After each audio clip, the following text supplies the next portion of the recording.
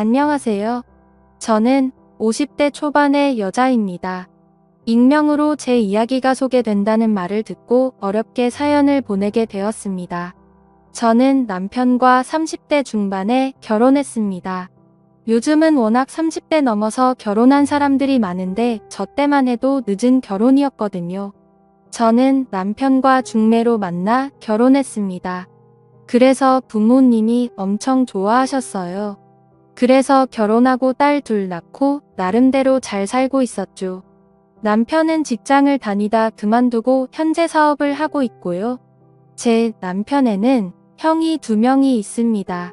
한 명은 현재 미국에 거주하시고 나머지 한 명은 서울에 계시죠. 그리고 저희 부모님도 서울에 살고 있어요. 시부모님 모두 건강하게 살아 계시고요. 제 아주버님의 아내, 그러니까 제 작은 형님에게는 친구분이 한 명 있는데요. 그분이 미용사입니다. 그래서 저도 자주 가서 머리를 했죠. 저희 집에서 그리 멀지 않은 동네에서 미용실을 하시는데 꽤 실력이 좋으시거든요. 그날도 염색을 하려고 미용실에 갔어요. 그런데 문이 잠겨 있더라고요. 잠시 외출했나 영업을 안 하나 생각이 들면서 내일 다시 와야 하는 고민이 들더라고요. 미용실 앞에서 10번 정도 고민하다가 내일 다시 오자 결정하고 집에 가려는데 화장실이 가고 싶더라고요. 미용실 상가 뒤쪽으로 가면 공용 화장실이 있거든요. 그래서 화장실 쪽으로 향했죠. 그런데 화장실 가는 길이 미용실 뒤편이에요. 머리 감는 공간이요. 그래서 머리 감는 공간 뒷문으로 나가면 바로 화장실이 나오거든요. 아무튼 화장실을 가려고 하는데 미용실 쪽에서 여자 신음소리가 나는 거예요. 이상하잖아요. 분명 문이 잠겨 있었는데요.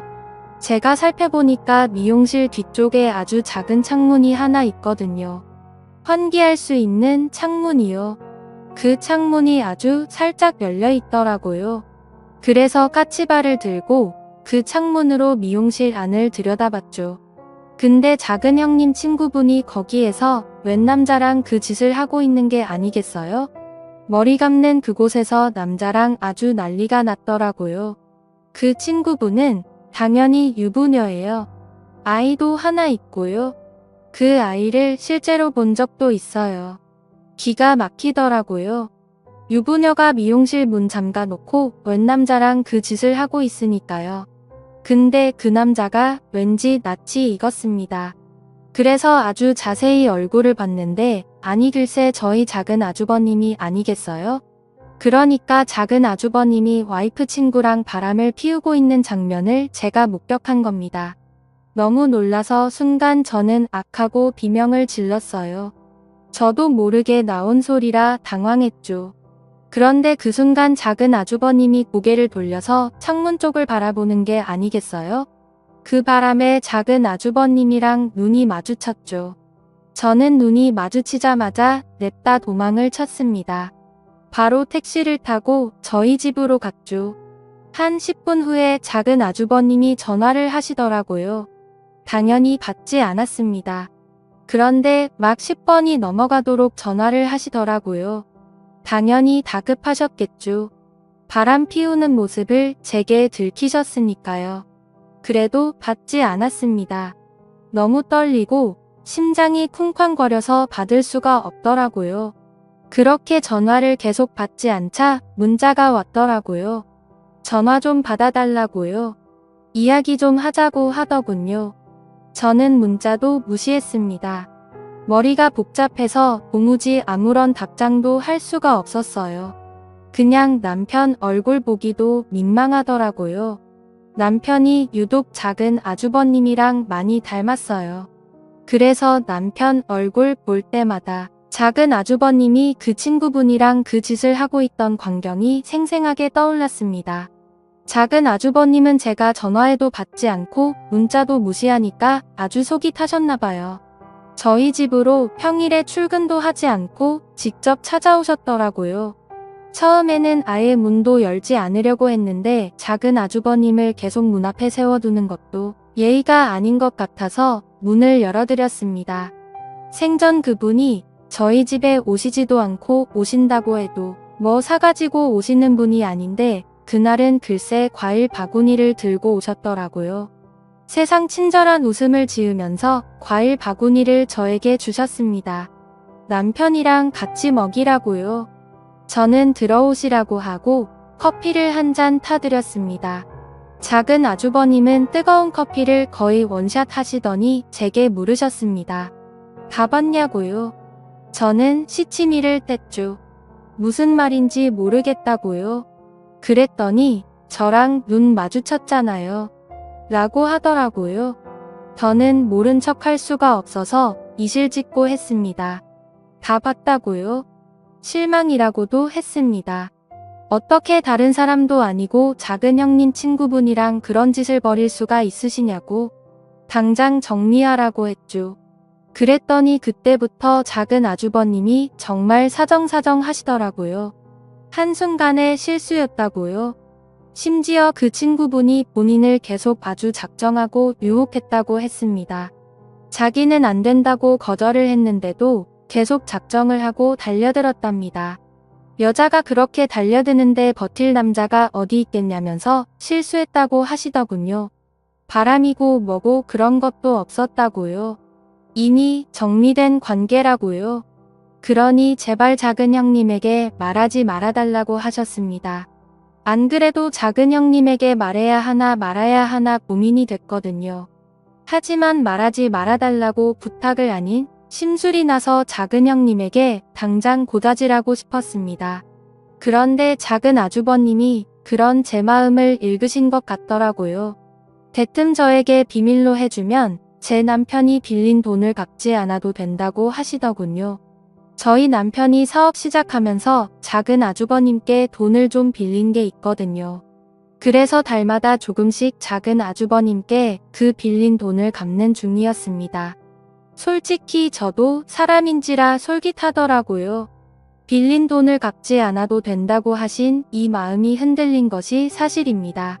아무리 가족이라고 해도 남의 가정일인데 제가 굳이 말할 필요가 있겠냐고요.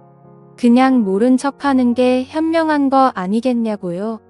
그래도 대놓고 비밀로 해주겠다는 게 너무 속 보이는 것 같고 왠지 죄책감도 들어서 일단 생각해 보겠다고 했습니다. 저도 생각을 정리할 시간이 필요하다고요. 작은 아주버님이 잘 좀 생각해 보달라고 하시더군요. 그리고 거듭 비밀로 해달라고 하고 돌아가셨습니다. 그때부터 진짜 잠이 오지 않더라고요. 도저히 어떻게 해야 할지 몰랐습니다. 그렇게 고민 끝에 저는 일단 비밀로 하기로 했어요. 작은 아주버님이 다시는 그러지 않겠다고 하시니 믿어보기로 한 거죠. 실수였다고 했으니까요. 그런데 그 말이 다 거짓말이었더라고요. 제가 비밀로 했는데 왠지 찝찝했습니다. 그래서 그 뒤로 몇 번 미용실에 갔죠. 혹시 작은 아주버님이 또 계실지도 몰라서요. 그런데 글쎄 작은 아주버님이 또 미용실에 앉아 계신 겁니다. 작은 아주버님이 그 친구분이랑 커피를 마시고 계셨는데 아주 다정해 보이더라고요. 누가 봐도 사랑을 나누는 연인 사이였습니다. 그 모습을 보고 바로 다음날에 작은 아주버님께 전화해서 따졌죠. 친구분이랑 만나고 계신 거 다 봤다고요. 왜 거짓말 하시냐고요. 왜 정리를 안 하세요? 그랬더니 아주버님은 정리를 하려고 했는데 그 친구분이 자기랑 헤어지면 죽겠다고 했답니다. 그래서 도저히 정리할 수가 없었대요. 그런데 시간을 주면 반드시 정리하겠다고 하시더군요. 그때부터 왠지 저도 모르게 작은 아주버님이랑 공범이 된 것만 같아서 죄책감 때문에 남편 얼굴도 잘 볼 수가 없었어요. 그래서 고민하다가 그 친구분을 찾아갔습니다. 그리고 아주 잘 타일렀어요. 작은 형님을 생각해서라도 이러시면 안 된다고요. 제발 작은 아주버님이랑 정리하시라고요. 그래도 저는 그분이 나름 교양이 있고 생각이 있는 분이라고 생각했거든요. 그런데 이제 보니 제가 사람을 잘못 본 거더라고요. 아주 코웃음을 치시면서 그럴 수 없답니다. 그러면서 작은 형님이랑은 사실 별로 친하지 않대요. 친구라고 나오는데 서로 별로 연락도 안 한다고요. 아니 전에는 저한테는 작은 형님이랑 엄청 친하다고 그렇게 말하더니 이제 와서 친하지 않다네요. 그게 말이 되나요? 그래서 제가 유부남이 이러면 안 되는 거 아니냐고 했더니 사랑하는데 그게 무슨 상관이냐 하더군요. 그러면서 본인은 작은 아주버님이랑 재혼할 거라고 했습니다. 자기 남편에겐 이미 이혼하자고 말한 상태고 자기는 무서울 게 없대요. 작은 형님이 모든 사실을 알아도 무서울 게 없답니다. 상간녀 취급을 받아도 작은 아주버님만 있으면 상관이 없다고요. 작은 아주버님에게 아주 푹 빠진 것 같았죠. 저는 작은 아주버님께 확실히 정리하라고 했습니다. 그분은 헤어질 생각이 없어 보이고 작은 아주버님이랑 결혼을 하겠다고 하는데 그럼 안 된다고요. 하루빨리 정리하라고 했죠. 알겠다고 하더군요. 시간만 주면 정리하겠다고요. 그리고 나서 2주쯤인가 모르는 번호로 연락이 와서 받았더니 그 작은 형님 친구분이더라고요. 무슨 일이냐고 물었더니 만나자고 하셨습니다. 할 말이 있다고요. 그래서 미용실로 찾아갔더니 엉엉 울면서 작은 아주버님이 바람을 피운다고 하더라고요. 아니 이미 그 친구분이랑 바람을 피우고 있는 작은 아주버님이 또 무슨 바람을 피운다니. 제가 그게 대체 무슨 소리냐고 했더니 글쎄 작은 아주버님에게 또 다른 여자가 있답니다. 본인이 얼마 전에 알아냈다고요. 자기가 그 여자 누구냐고 따져 물으니까 알 거 없다고 하면서 헤어지자고 했습니다. 이미 다른 여자를 사랑하게 됐다면서요. 저를 붙잡고 엉엉 울면서 말하더라고요. 그런데 제가 듣다가 대체 그런 말을 왜 나한테 하는 거냐고 했더니 저보고 작은 아주버님 좀 설득해달래요. 그래서 뭘 설득하냐고 했더니 그 여자랑 헤어지라고 말을 해달랍니다. 기가 막히더군요. 본인도 바람을 피우는 주제에 누구 보고 헤어지라고 부탁을 해달라는 건지. 그래서 그런 건 내가 알아서 할 테니 신경 쓰지 말라고 했죠. 이제라도 정신 차리고 본인 가정에 충실하라고요. 그 후 집에 들어왔는데 기분이 좋지가 않더라고요. 그래서 작은 아주버님께 전화를 해서 제가 들은 부분을 모두 물었죠. 작은 아주버님은 사실이 아니라고 하더군요. 그 여자가 모두 꿈이 하는 말이라고요. 자기가 헤어지라고 해서 앙심을 품고 그런 거짓말을 한 거라고 하셨죠. 그런데 제가 느끼기엔 거짓말 같지는 않았거든요. 정말 슬퍼하면서 울었으니까요. 정말 진심으로 하는 말 같았습니다. 저는 작은 아주버님이 또 다른 여자와 바람을 피우고 있다고 확신했습니다. 이쯤 되니 모르는 척하는 것도 죄스럽겠더라고요. 그래서 남편에게 모두 말했습니다. 그동안 있었던 일을 전부 말했어요. 당연히 남편은 화를 냈죠. 왜 이제야 말하는 거냐고 엄청 뭐라고 했습니다. 저보고 그 돈 안 갚아도 된다고 해서 흔들린 거냐고요. 솔직하게 말했죠. 흔들렸다고. 그래도 이제라도 정신 차리고 사실을 말하는 거라고요. 남편이 작은 아주버님께 전화를 해서 정말 엄청나게 뭐라고 하더라고요. 서로 고성이 오고 갔습니다. 휴대폰 너머로 작은 아주버님이 신랑에게 욕을 하는 소리도 들렸고 아주 난리가 났어요. 작은 아주버님은 저희 신랑한테 신경 끄라고 하시더군요. 남편이 작은 아주버님께 한 소리 했지만 막상 작은 형님에게 말하는 건 꺼려했습니다. 본인 입으로 도무지 말할 수가 없대요. 저도 마찬가지고요. 그래도 저는 역시 말해야 한다는 생각이 들었습니다. 만약 제가 작은 형님이었다면 저는 저에게 말해주기를 바랬을 테니까요. 저는 정말 어렵게 용기를 내서 작은 형님에게 말했습니다. 그동안 있었던 일 전부 숨기지 않고 말했죠. 작은 형님이 그동안 작은 아주버님이 외도를 감추고 있었던 걸 알면 저를 죽을 때까지 보지 않겠다고 하실지도 모르지만 있는 그대로 말씀드렸어요. 그런데 작은 형님은 이미 알고 계시더라고요.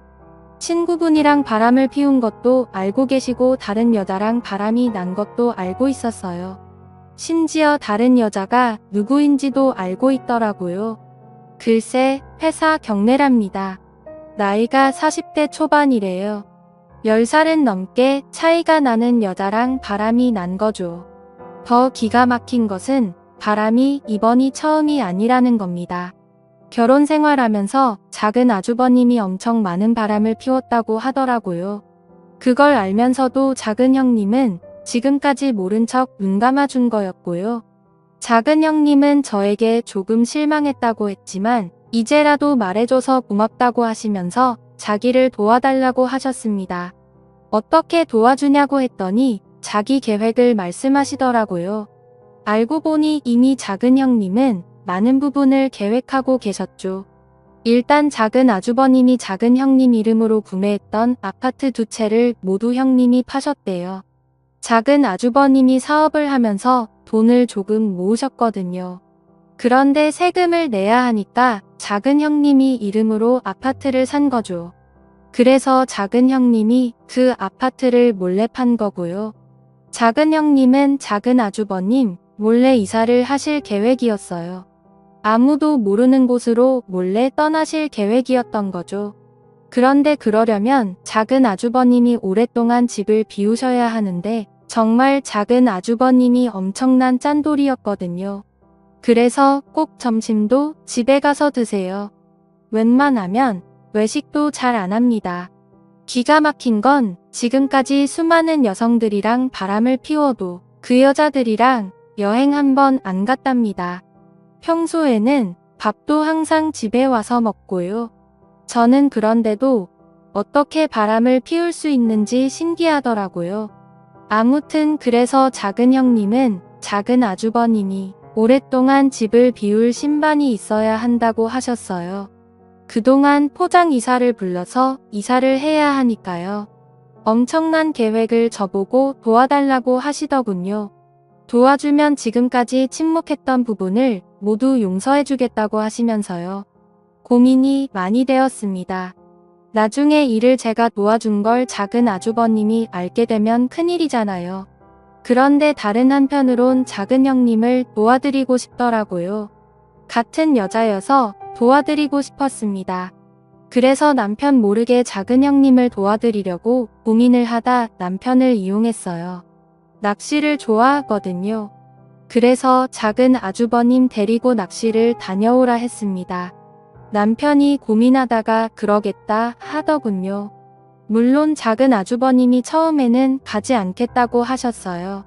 남편이랑은 평생 보고 싶지 않다고요. 그래서 반협박을 했죠. 우리 남편이랑 낚시 가서 화해하지 않으면 작은 형님에게 모든 사실을 말하겠다고요. 그렇게 말하는데 안 갈 수가 있나요? 가겠다고 하더라고요. 그래서 아무것도 모르는 남편은 작은 아주버님을 데리고 낚시를 갔습니다. 작은 아주버님이 저희 남편이랑 1박 2일로 낚시를 하는 사이 작은 형님은 이사를 했습니다. 포장 이사를 불러서 이사를 했죠. 아무도 모르는 곳으로요. 심지어 저에게도 알려주시지 않았어요. 나중에 어른이 되면 자리를 잡고 나면 알려주겠다고 하셨죠. 그렇게 작은 형님은 떠나셨습니다. 당연히 집안이 뒤집어졌죠. 작은 아주버님 입장에서는 얼마나 황당했겠어요. 낚시를 마치고 돌아왔는데 와이프가 짐을 모두 빼고 떠나버렸으니까요. 작은 형님에게 전화를 해봤는데 없는 번호라고 했답니다. 정말 증발해버린 거죠. 작은 아주버님이 저에게 전화해서 엄청 난리를 피우셨어요. 혹시 알고 있었냐고요? 저는 당연히 몰랐다고 했죠. 시치미를 떼면서 몰랐다고 했습니다. 어떻게 그런 일이 있을 수 있냐면서 놀라운 척했죠.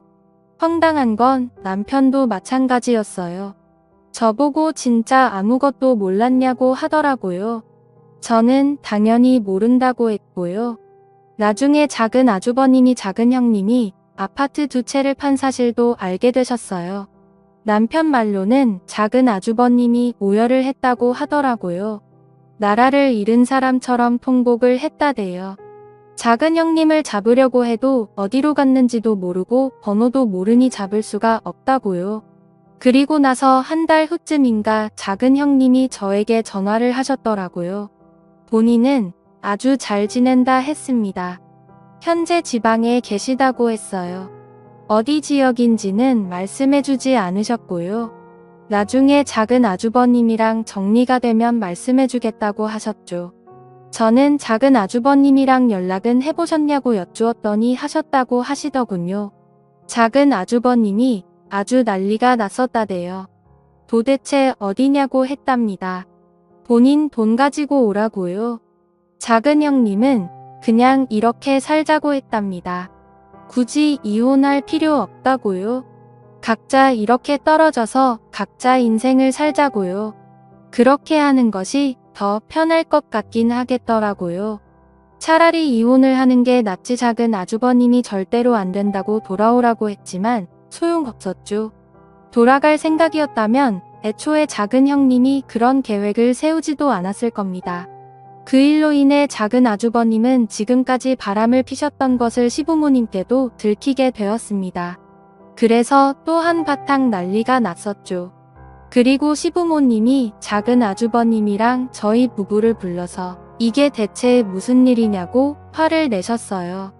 그리고 작은 아주버님에게 지금까지 밖에서 어떤 짓거리를 하고 돌아다니길래 이런 사단이 난 거냐고 하셨죠.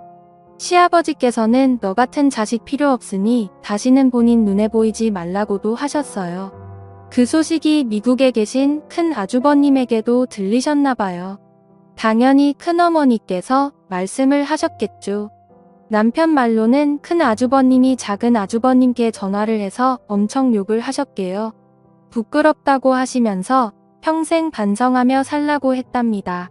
재수씨 괴롭히지 말라고요. 그냥 그렇게 살라고 했답니다. 작은 아주버님도 큰 아주버님에게는 꼼짝 못해요. 그래서 그 말 듣고 더 이상 작은 형님을 괴롭히지 않는 것 같더라고요. 어느 정도 상황이 정리가 되니까 작은 형님이 아무에게도 말해주지 말라면서 사는 곳을 말씀해 주셨습니다. 작은 형님은 제주도에 계셨죠. 작은 형님은 작은 아주버님이 자신이 사는 곳을 알 수 없도록 작은 형님 어머님 이름으로 집을 구매했다고 했습니다. 그래야 절대 모른다면서요. 그래서 전 남편에게 친구들이랑 놀러 간다고 말하고 작은 형님을 보러 제주도에 갔었어요. 형님이 편안하게 사시는 모습을 보니 안심이 되더군요. 저는 남은 인생을 편하고 즐겁게 보내시라고 했죠. 가끔 이렇게 찾아오겠다고요. 작은 형님은 흔쾌히 그러라고 하셨습니다. 남편은 제가 작은 형님이 어디에 있는지 알고 있다는 사실을 눈치챘는지 저에게 가끔씩 물어봅니다. 작은 형님이 대체 어디에 있냐고요? 서로 연락하고 지내는 거 다 안다고요. 저는 절대로 모른다고 했죠. 절대로 알려고 하지 말라고요. 계속 묻다가 제가 말을 하지 않으니까 더는 물어보지 않더라고요. 돌이켜 생각해보면 후회되고 부끄럽습니다. 진작에 작은 형님에게 사실을 말하지 않은 부분이요. 그것만 생각하면 정말 얼굴이 화끈거려요. 작은 형님은 그럴 수 있다고 본인이었어도 말해주는 게 어려웠을 거라고 다 이해한다고 했지만 그럼에도 부끄러운 것은 사실이에요. 그나마 일이 이렇게 잘 끝나서 다행이죠. 제 이야기를 들어주셔서 감사합니다. 집안에 좋지 않은 일이라서 말을 꺼내는 게 조심스러웠어요. 제가 잘못한 부분도 있으니까요. 하지만 같은 여자로서 통쾌한 부분이어서 이렇게 익명으로 사연을 보내게 됐습니다.